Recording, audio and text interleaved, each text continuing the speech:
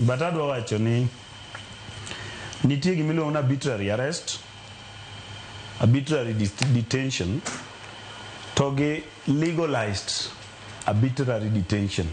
Tiende ni you do imako ng'at arbitrarily then you formalize a court tiwacho ni ichwalo file. Ojuang' nyocha tho omaki modhi onegi, pok waneno file moro amora manochwal ka ODPP mar Ojuang'. Kiangui giri koro kwayode, it's like they were arrested, pok onyiswa ka ODPP emokia kata kuma gi entie, ere kare kaka file ne ochwal ka ODPP. What was shame? I understand your situation, but the truth of the matter, and the Kenyan situation is worse. Ma opogore gi the police officer. I also atimumos ne police. In fact, atananeno kasamanigo police cha. It was not fair. In fact, sama police cha no di mondo koro riure gi jong'anyo. Iwacho mamiyo koso nikech nitiere mamiyo, nitiere moro bende nolaw. Naneno the two of them. And that lady no late na kabisa. Mano is emawacho niya. Sama gimbe gi feel ka police achiel go kata police ariyo go. To pare police to nokotho. Magi king'iyo koro wa compare kama ne yawuoyi ka goye police cha to gi kama police me kamera me bathino kama police no goye ng'ano ng'at achiel kende kendo ne gin police ariyo. Adieri ng'ano no shoot kijana no kaka gweno, kaka digaga gweno gi bunde kama. And video manodhi viral, everybody no nene. Macha gima kata the government no winjo beni come out to apologize to Kenyans nikech bunde mwanyiewo mondo mi oritwa ok mondo negwa. Kasani kijana ni noko post threat mora mora. Ingeni ya inyawa dine ober kata ni ne gi kite madongo tingo chomo go police to police otingo bundo goego. No nya bedo justified. Kata kwana no movement kagari yuda jali to police dingi ni to no move machalo nade. Ma otuomo wadi koso ma wadi ge motuomo. Kingiyo kijana manobedo shot ni. Adieri manduk en ni ne police cha is like negi moro wango ye kata no jony gi tich no setiyo mang'eny donge mano ne kijana mano ne gima koro tosani king'iyo that video jaus mask no kaka notimore adieri onge threat kendo no se dong kende ng'eny les ne confused dige no chungi mask gego kanyo to police ka kobiro to jomoko ka koringo odong kanyo gi mask go kotingo to police shoot him and it was just a tierite kanyo shoot him just there. Maja video is very clear. Anadwa wacho niya. Nyaka we understand the politics marwa ok nyal evolve around human rights kende, but human rights must evolve around our politics. Nikech siasa marwa wang'iyo ni atoke ka wan gi katiba momiyo wateko mopogore momiyo nyaka bunde no ng'ano tingo ki katiba momiye bunde no mondo ting.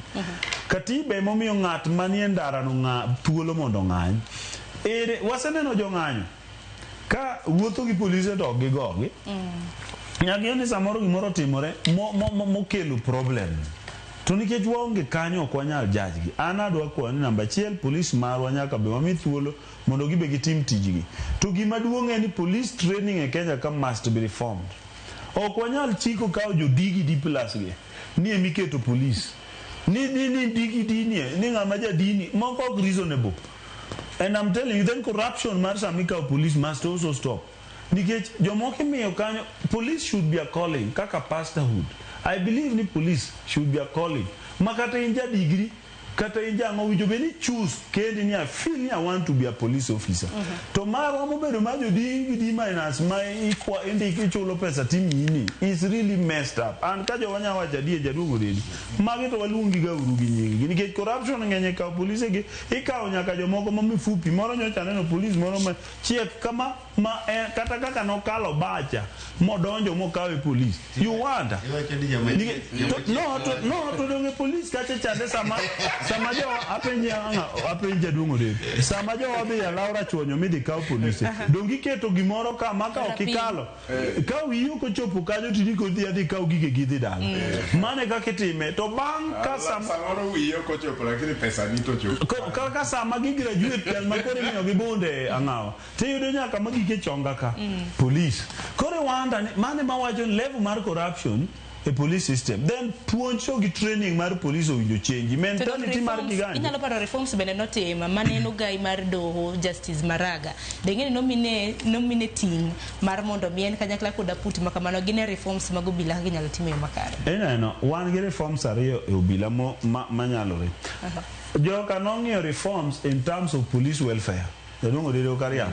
Mane giwacho ni polise koro winjo beni aidha dak gi jopiny kendo imiyo gi pesa msara no winjo beni nitie kaka job group mar gibedo, then ranks no ket ni ok migi kalore gi ada iringo matek e Olympic ori timango ni winjo beni gibedo gi steady growth in terms of professionalism. Emo miyo ni gisongo, but gima reform mane ok gidhi ging'iyo and the training aspect. Jogi gibedo train wan ok wadhi ga Kiganjo kuma gibedo train.